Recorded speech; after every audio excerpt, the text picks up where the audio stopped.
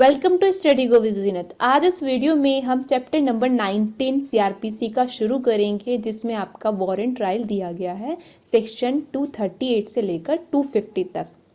ये वीडियो इस चैप्टर का पार्ट 1 है। आज की वीडियो में हम सिर्फ सेक्शन 238 से लेकर 243 तक, जो कि उन वारंट ट्रायल से डील करते हैं जो पुलिस रिपोर्ट पर इंस्टीट्यूट होते हैं, इन्हीं के बारे में डिस्कस करेंगे और साथ ही सेक्शन 248 भी कवर करेंगे। बाकी जो भी सेक्शंस रह जाएंगे वो हम इस चैप्टर के पार्ट 2 में कवर कर लेंगे। इस चैप्टर में ये जो सेक्शंस दिए गए हैं इनको 3 पार्ट में डिवाइड किया जा सकता है। स्टार्टिंग में सेक्शन 238 से लेकर 243 तक जो दिए गए हैं ये उस वारंट ट्रायल के बारे में है जो कि पुलिस रिपोर्ट पर इंस्टीट्यूट हुआ है, और सेक्शन 244 से लेकर 247 तक जो दिए गए हैं ये उस वारंट केस से संबंधित हैं जो कि कंप्लेंट पर इंस्टीट्यूट होता है, जो कि पुलिस रिपोर्ट पर इंस्टीट्यूट नहीं होता है। और लास्ट में जो सेक्शन है सेक्शन 248 से लेकर 250 तक, ये दोनों ही तरह के ट्रायल के लिए कॉमन है और इनको हम कहते हैं ट्रायल का कंक्लूजन पार्ट। तो ये जो भी प्रोविजंस हैं इनको स्टेप बाय स्टेप डिस्कस करने से पहले हम कुछ महत्वपूर्ण तथ्यों के बारे में जानेंगे। वीडियो शुरू करने से पहले आप लोगों से रिक्वेस्ट है कि जल्दी से हमारे चैनल को सब्सक्राइब कर दीजिए, वीडियो को लाइक कर दीजिए, और सीआरपीसी की सारी वीडियोस अगर आपने देखनी है तो वो सारी एक प्लेलिस्ट में मिलेंगी, उसकी लिंक डिस्क्रिप्शन में है। इंस्टाग्राम, टेलीग्राम, जहाँ पर भी आपने फॉलो करना है सभी की लिंक डिस्क्रिप्शन में हमने डाल दी है, तो एक बार आप डिस्क्रिप्शन ज़रूर चेक कर लेना। हमारे आईपीसी, सीपीसी, एविडेंस और कुछ सब्जेक्ट्स के पीडीएफ नोट्स अवेलेबल हैं जिनके बारे में जानकारी भी हमने डिस्क्रिप्शन में डाल दी है। तो चलिए शुरू करते हैं आज का वीडियो। जब भी हम वारंट ट्रायल के बारे में बात करते हैं तो सबसे पहला ये सवाल आता है कि यहाँ पर वारंट केसेस जो वर्ड कई बार आपको देखने को मिलता है इसका मतलब क्या होता है और वारंट ट्रायल का क्या मतलब होता है। तो बेसिकली जो सेक्शन 2X है सीआरपीसी का, वहाँ पर बताया गया है कि वारंट केस क्या होते हैं। बेसिकली उन ऑफेंसेस के केसेस जो कि पनिशेबल होते हैं डेथ सेंटेंस से या फिर इम्प्रिजनमेंट फॉर लाइफ से या फिर उतने अवधि के इम्प्रिजनमेंट से जो कि 2 साल से ज़्यादा का होता है। तो बेसिकली जो 2 साल से ज़्यादा के इम्प्रिजनमेंट के लिए पनिशेबल ऑफेंसेस हैं उनसे रिलेटेड केसेस आपके कवर होते हैं वारंट केसेस में। और 2 साल से कम इम्प्रिजनमेंट के पीरियड के लिए जो पनिशेबल ऑफेंसेस हैं उनको हम सम्मन केस में कवर करते हैं। तो जैसा कि जो वारंट केस है ये सीरियस ऑफेंस के संबंध में है, और ज़रूरी नहीं है कि जो वारंट केस है उसका वारंट ट्रायल ही चले, क्योंकि अगर कोई सीरियस प्रकृति का ऑफेंस जो कि मान लो पनिशेबल है विद डेथ सेंटेंस या फिर इम्प्रिजनमेंट फॉर लाइफ या फिर 2 साल से ज़्यादा के इम्प्रिजनमेंट के लिए पनिशेबल है, बट जो शेड्यूल दिया गया है सीआरपीसी में उसमें अगर वो exclusively tribal by the court of session है तो उस केस को जो मजिस्ट्रेट है वो कोर्ट ऑफ सेशन के समक्ष क्या कर देते हैं, सुपुर्द कर देते हैं, कमिट करते हैं, और फिर उनका चलता है सेशन ट्रायल। लेकिन वो केसेस जो कि सेकंड शेड्यूल ऑफ सीआरपीसी में एक्सक्लूसिवली ट्राइबल हैं बाय द मजिस्ट्रेट, तो तब उनका वारंट ट्रायल चलेगा मजिस्ट्रेट के समक्ष। लेकिन अगर वो ऑफेंसेस 2 साल से कम के लिए पनिशेबल हैं तो तब मजिस्ट्रेट के समक्ष उनका चलेगा सम्मन ट्रायल। और जैसे कि सेक्शन 6 ऑफ सीआरपीसी के तहत ये बताया गया है कि कौन कौन क्रिमिनल कोर्ट होंगी, जिनमें आपका कोर्ट ऑफ सेशन को भी बताया गया है कि ये एक क्रिमिनल कोर्ट होगी। इसके अलावा जो judicial magistrate of first class हैं और जो judicial magistrate of second class हैं ये भी क्या है, क्रिमिनल कोर्ट हैं। और जो मेट्रोपॉलिटन एरिया होते हैं वहाँ पर judicial magistrate of first class की जगह मेट्रोपॉलिटन मजिस्ट्रेट्स होते हैं। और जो court of judicial magistrate establish की जाती है वो as per section 11 by the state government after consultation with the high court notification में स्पेसिफाई करके क्या की जाती है, एस्टेब्लिश की जाती है। और इनमें जो भी प्रिसाइडिंग ऑफिसर्स होते हैं उनको अपॉइंट किया जाता है हाई कोर्ट के द्वारा। और बेसिकली जो चीफ जुडिशियल मजिस्ट्रेट होते हैं और एडिशनल चीफ जुडिशियल मजिस्ट्रेट जो होते हैं, इनको कोर्ट ऑफ जुडिशियल मजिस्ट्रेट में सबसे ऊपर माना जाता है। और इनके नीचे आते हैं आपके judicial magistrate of first class, और judicial magistrate of first class के नीचे आते हैं judicial magistrate of second class. और ये चीज की कौन किसके नीचे आता है, यानी कि कौन किसकी सबऑर्डिनेट है, ये सेक्शन 15 ऑफ सीआरपीसी में बताया गया है। और सेक्शन 29 ऑफ सीआरपीसी में सीधा सीधा ये कहा गया है कि चीफ जुडिशियल मजिस्ट्रेट जो हैं उनको सिर्फ 7 साल तक के इम्प्रिजनमेंट की पनिशमेंट देने की ही पावर है। इसके अलावा जो judicial magistrate of first class हैं वो 3 साल तक के कारावास की, 5,000 तक के फाइन की या फिर दोनों की पनिशमेंट दे सकते हैं। Judicial magistrate of second class जो है वो 1 साल तक के कारावास की, 1,000 तक के फाइन की या फिर दोनों की क्या कर सकते हैं, पनिशमेंट दे सकते हैं। तो इस तरह से यहाँ से हम ये अंदाज़ा लगा सकते हैं कि मजिस्ट्रेट के समक्ष जिन ऑफेंसेस का वारंट ट्रायल चलता है वो ऑफेंस होते हैं 7 साल तक के इम्प्रिजनमेंट के लिए पनिशेबल ऑफेंस। और साथ ही सीआरपीसी में जो सेकंड शेड्यूल दिया गया है वहाँ पर वो offences exclusively tribal by the magistrate भी शो किए गए होने चाहिए, तभी उनका मजिस्ट्रेट की अदालत में ट्रायल चलाया जाएगा। तो आई होप यहाँ तक आपको काफ़ी सारी चीज़ें ना क्लियर हो गई होंगी। अब हम सारे सेक्शन जो है ना स्टेप बाय स्टेप कवर करेंगे। तो सबसे पहले अगर हम बात करें जो ट्रायल इंस्टीट्यूट होता है पुलिस रिपोर्ट पर उसकी, तो उसके संबंध में ये सेक्शंस दिए गए हैं सीआरपीसी में जो कि हम स्टेप बाय स्टेप डिस्कस करेंगे।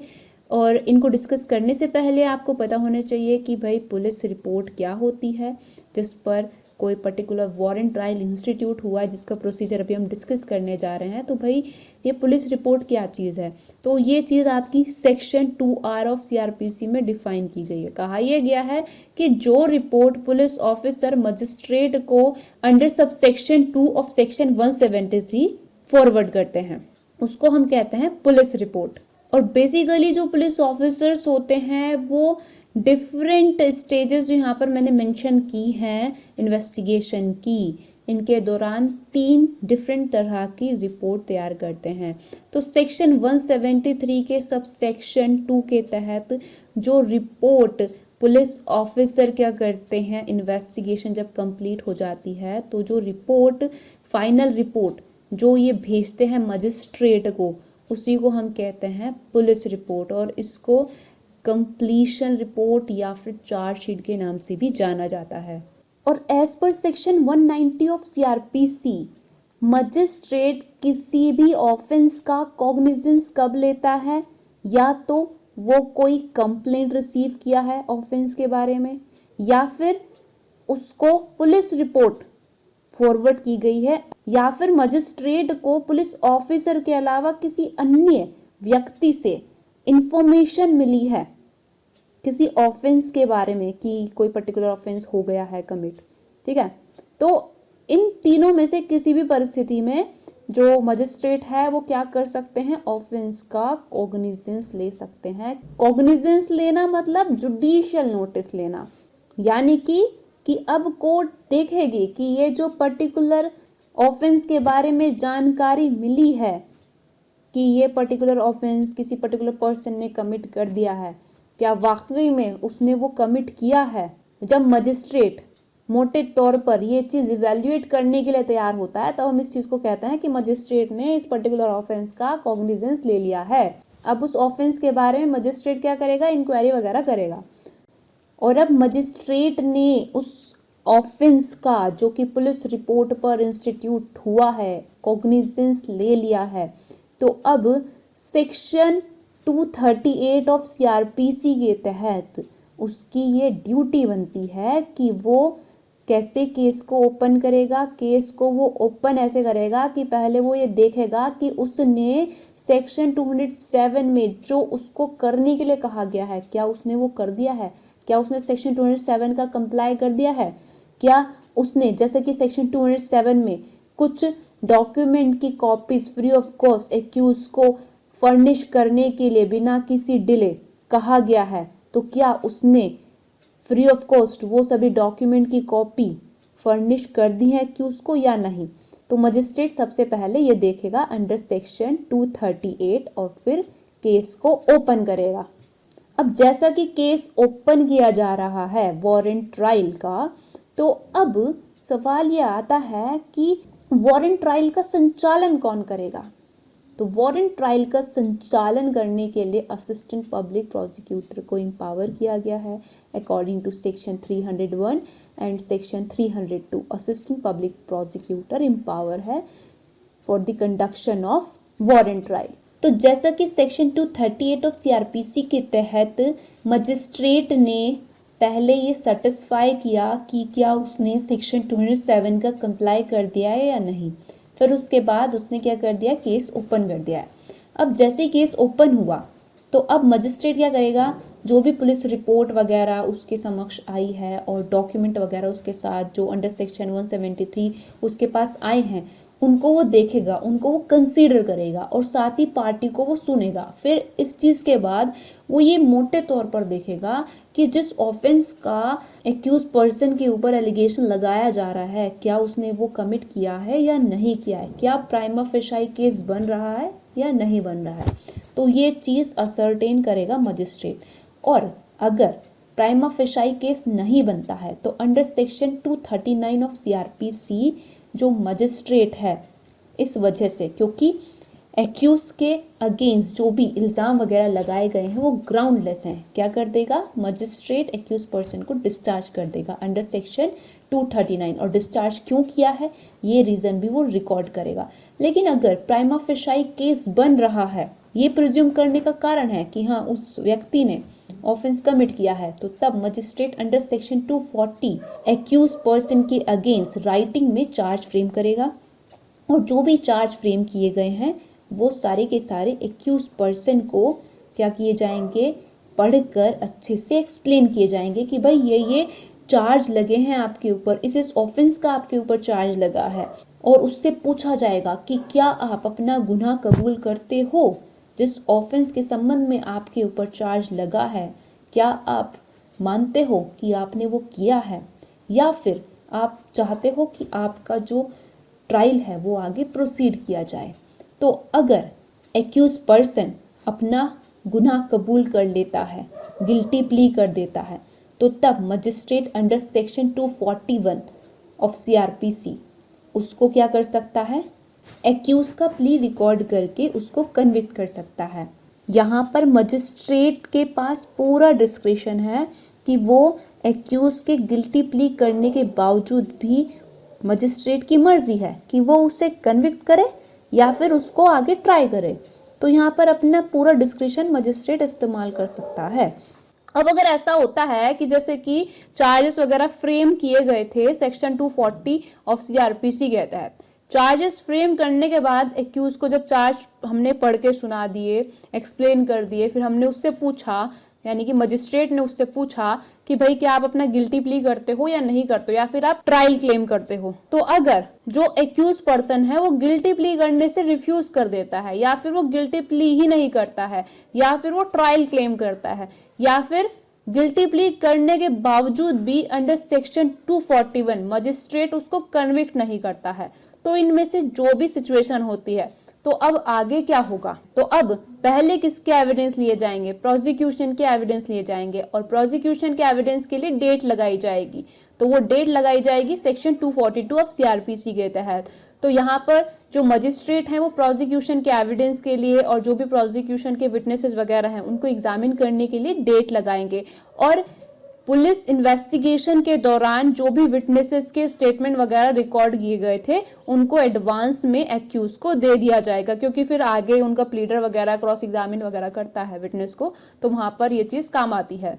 और अगर प्रोसिक्यूशन साइड ने किसी विटनेस वगैरह को बुलाना है या फिर कोई डॉक्यूमेंट वगैरह प्रोड्यूस करवाना है कोर्ट में, या फिर कोई अदर चीज कोर्ट में प्रोड्यूस करवानी है, तो जिस भी पर्सन के पास वो चीज है उसको उस दिन कोर्ट में उस डॉक्यूमेंट को लाने के लिए या फिर उस चीज को लाने के लिए या फिर किसी विटनेस को कोर्ट में बुलाने के लिए प्रोसिक्यूशन साइड क्या कर सकता है, मजिस्ट्रेट के समक्ष अप्लाई कर सकता है कि सम्मन वगैरह इशू कर दो।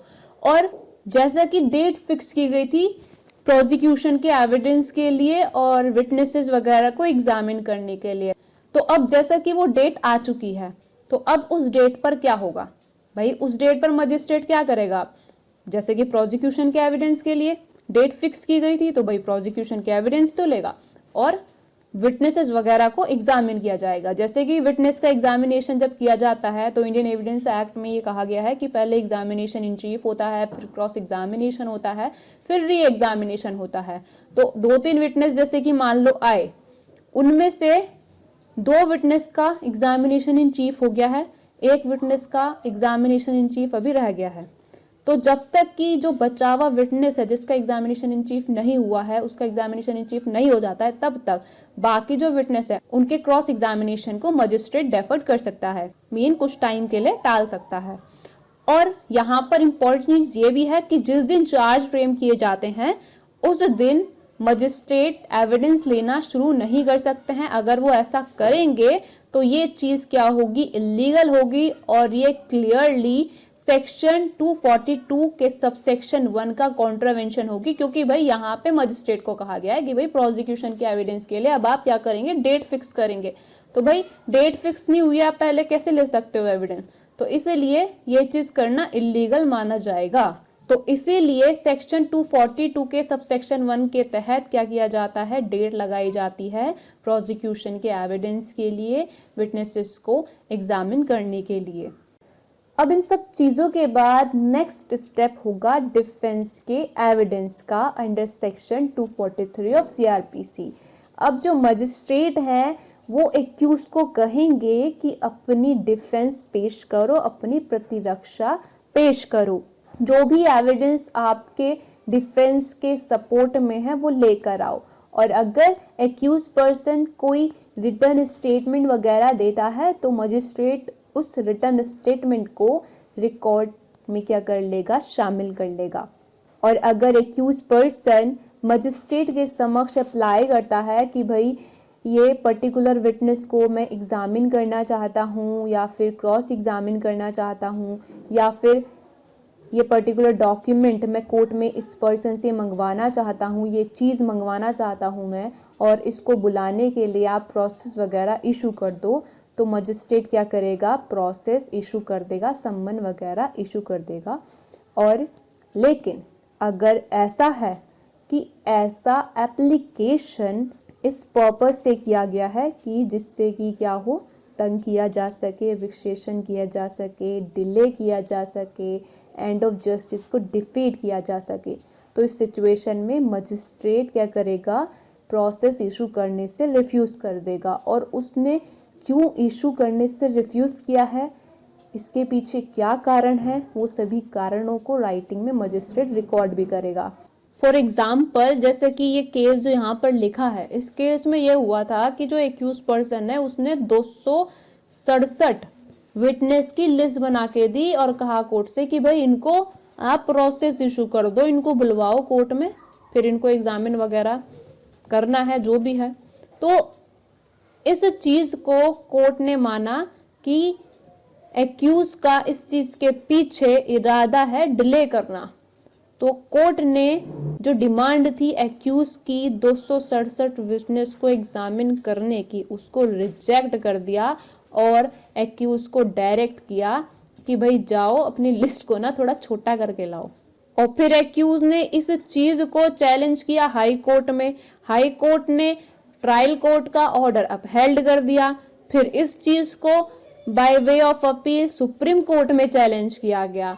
तो सुप्रीम कोर्ट ने भी ये कहा कि ट्रायल कोर्ट ने और हाई कोर्ट ने जैसा कि लिस्ट को छोटा करने का ऑर्डर दिया था, ये चीज under the limits of law permissible है, ये चीज सही थी, गलत नहीं थी। तो इसका मतलब ये है कि भाई अगर डिले करने के इरादे से क्या किया जाता है, प्रोसेस इशू करवाया जाता है, तो तब क्या किया जा सकता है, मजिस्ट्रेट इस चीज को रिफ्यूज कर सकता है, प्रोसेस इशू करने से रिफ्यूज कर सकता है। इसके अलावा एक और कारण है जिसकी वजह से मजिस्ट्रेट प्रोसेस इशू करने से रिफ्यूज कर सकता है, और वो कारण क्या है? वो कारण ये है कि भाई जिस विटनेस को वो बुलाने के लिए सम्मन वगैरह इशू करवा रहा है, उस विटनेस को एक्यूज ने डिफेंस में एंटर होने से पहले ही क्रॉस एग्जामिन कर लिया था, या फिर एक्यूज पर्सन को उस विटनेस को क्रॉस एग्जामिन करने के लिए अपॉर्चुनिटी पहले दे दी गई थी। तो ये भी रीजन हो सकता है मजिस्ट्रेट के द्वारा प्रोसेस इशू ना करने का।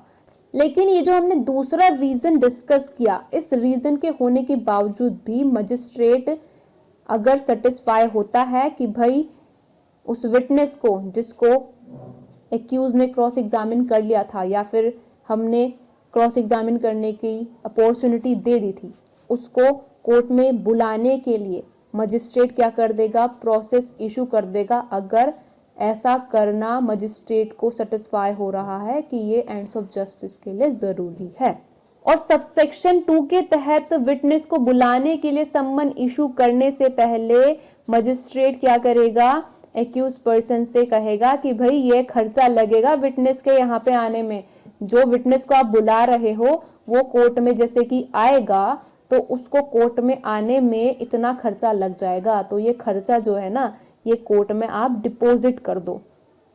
जैसे ही डिपॉजिट कर दिया जाएगा फिर मजिस्ट्रेट उस विटनेस को बुलाने के लिए प्रोसेस वगैरह इशू कर देगा। लेकिन अगर ऐसा है कि एक्यूज पर्सन के पास तो कोई साधन ही नहीं है कि वो पे कर सके वो एक्सपेंसेस जो कि विटनेस के द्वारा लगने वाले हैं कोर्ट में आने में, तो तब उस एक्सपेंसेस से कोर्ट क्या कर सकता है? एक्यूज को एग्जेम्प्ट कर सकता है, छूट दे सकता है। और ये बात Venkateswara Rao versus state of Andhra Pradesh 1979 के केस में हेल्ड हुई थी।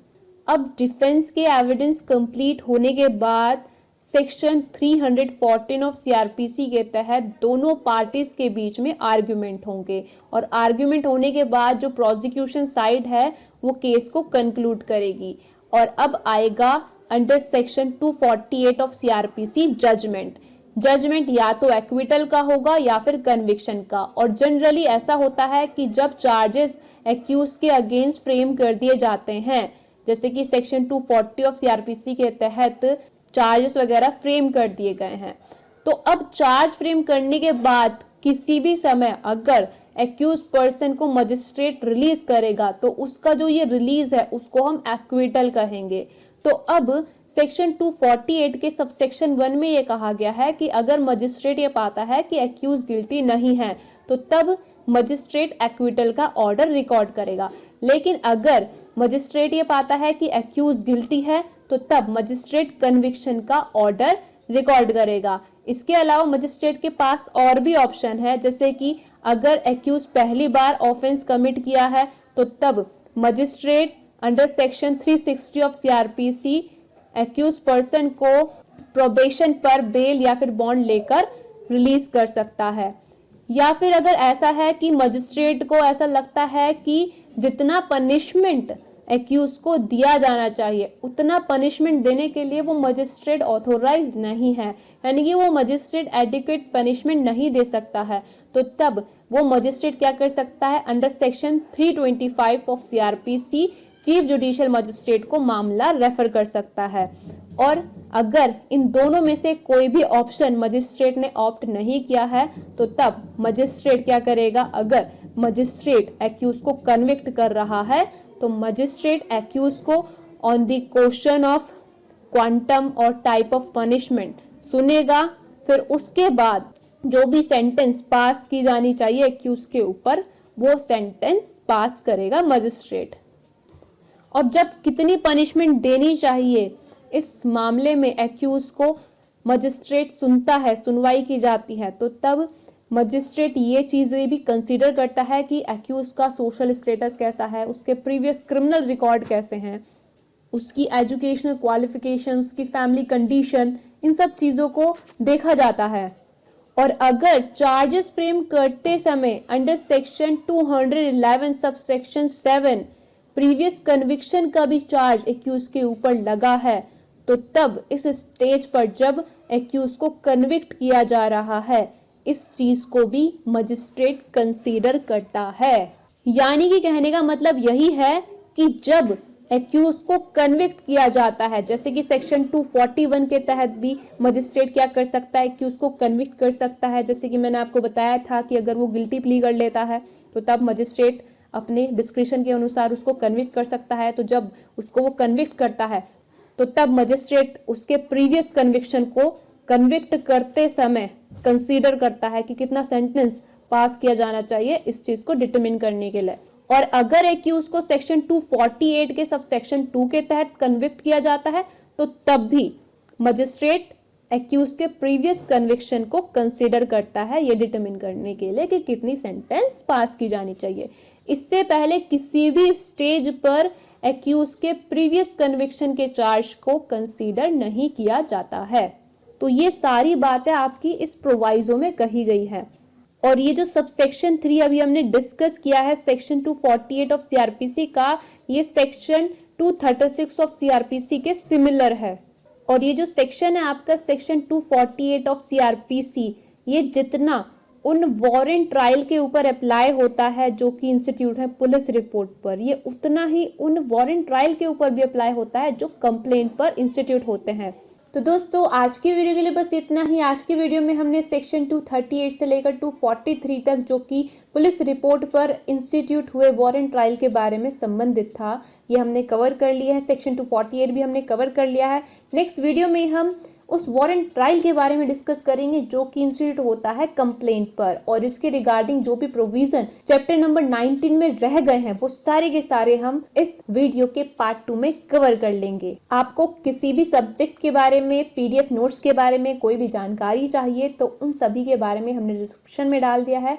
आप हमें टेलीग्राम पर, इंस्टाग्राम पर भी फॉलो कर सकते हैं। और कोई भी डाउट अगर आपका रहता है तो आप टेलीग्राम पर, इंस्टाग्राम पर कहीं भी पूछ सकते हैं या फिर वीडियो के कमेंट सेक्शन में भी पूछ सकते हैं। तो आज की वीडियो के लिए बस इतना ही। मिलते हैं नेक्स्ट वीडियो में।